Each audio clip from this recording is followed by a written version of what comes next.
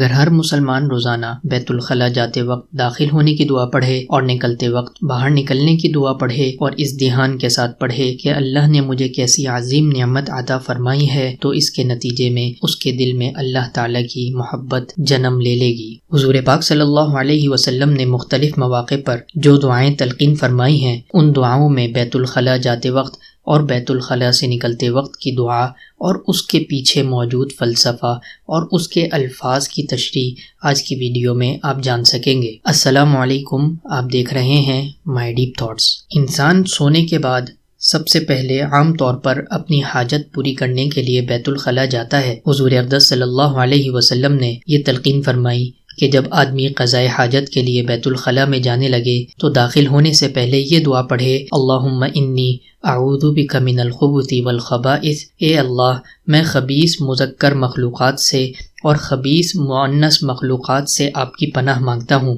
دین اسلام کا یہ امتیاز ہے کہ ان مواقع پر جہاں پر انسان ذکر کرتے ہوئے شرماتا ہے، وہاں کے لیے بھی آپ صلی اللہ علیہ وسلم نے کوئی نہ کوئی دعا اور کوئی نہ کوئی ذکر تلقین فرمایا ہے تاکہ اس موقع پر بھی اللہ تعالیٰ سے اس کا تعلق جڑا رہے۔ اس دعا کے اندر خبیث مذکر اور خبیث مؤنث مخلوقات کا تذکرہ ہے جن سے آپ صلی اللہ علیہ وسلم نے پناہ مانگنے کا حکم فرمایا۔ تو اس کی حکمت نبی پاک صلی اللہ علیہ وسلم نے ایک دوسری حدیث میں بیان فرمائی ہے جو ابو داؤد شریف میں مذکور ہے کہ وہ مقامات جہاں انسان قضائے حاجت کے لیے جاتا ہے وہ شیاطین کے اماجگاہ ہوتے ہیں، کیونکہ شیاطین عام طور پر گندے اور ناپاک مقامات پر پائے جاتے ہیں، اور چونکہ وہ خود خبیث مخلوق ہیں اس لیے گندی جگہ کو پسند کرتے ہیں۔ لہٰذا جب تم ان گندی مقامات پر جاؤ تو اللہ کی پناہ میں آ جاؤ، کیونکہ وہ شیاطین بسا اوقات تمہیں نقصان پہنچا سکتے ہیں۔ اب سوال یہ پیدا ہوتا ہے کہ یہ شیطان انسان کو کس طرح کا نقصان پہنچا سکتے ہیں؟ تو وہ ظاہری بھی ہو سکتا ہے اور روحانی بھی۔ ظاہری اس طور پر کہ وہ تمہیں کسی ظاہری گندگی میں ملوث کر دیں اور اس کے نتیجے میں تمہارے کپڑے اور جسم ناپاک ہو جائیں، اور روحانی اس طور پر کہ ان مقامات پر عام طور پر انسان کا ستر کھلا ہوتا ہے اور اس وقت شیطان انسان کے دل میں فاسد خیالات پیدا کر کے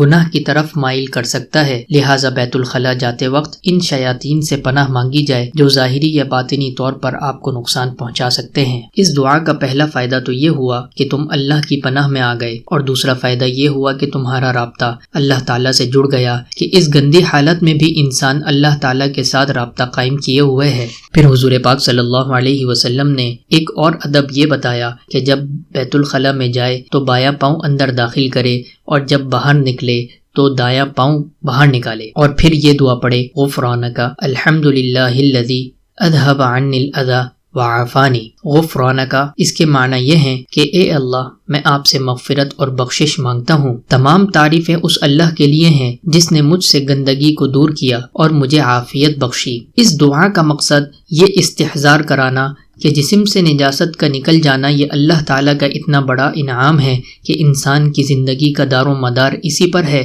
اب اس وقت اے اللہ آپ نے جو یہ نعمت عطا فرمائی، میں اس نعمت کے شکر کا حق ادا نہیں کر سکتا، اس پر میں آپ سے پہلے ہی مغفرت مانگتا ہوں۔ مغفرت مانگنے کے بعد جو دعا ہے الحمدللہ الذی اذھب عنی الاذی وعافانی، اس میں اللہ تعالیٰ کا شکر ہے کہ جس نے مجھ سے گندگی کو دور کر دیا اور مجھے عافیت عطا فرمائی۔ اگر اس دعا میں غور کریں تو یہ نظر آئے گا کہ اس مختصر سی دعا میں نبی پاک صلی اللہ علیہ وسلم نے معانی کی عظیم کائنات جمع فرما دی ہے۔ اس لیے جب تم قضائے حاجت سے فارغ ہو تو اس پر شکر ادا کر لو۔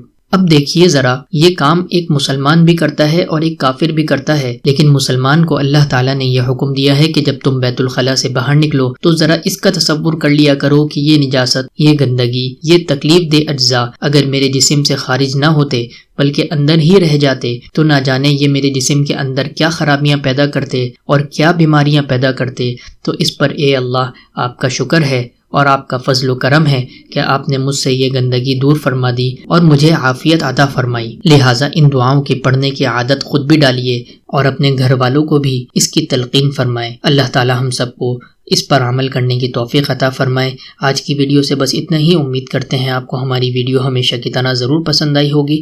اگر پسند آئی ہے تو ضرور لائک شیئر کریں۔ ملتے ہیں اگلی ویڈیو میں، تب تک کے لیے اللہ حافظ۔